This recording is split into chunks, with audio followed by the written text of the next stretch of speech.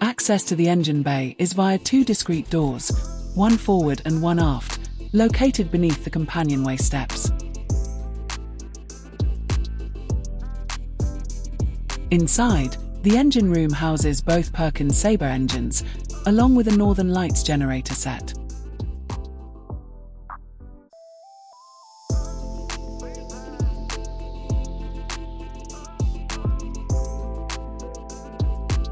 The space is well organized, with a logical and accessible layout that allows ample room for routine servicing and maintenance.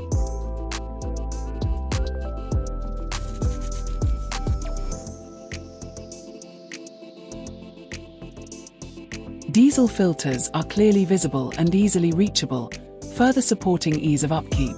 Both engines appear clean and well cared for, consistent with the smooth and confident performance we experienced during the recent sea trial.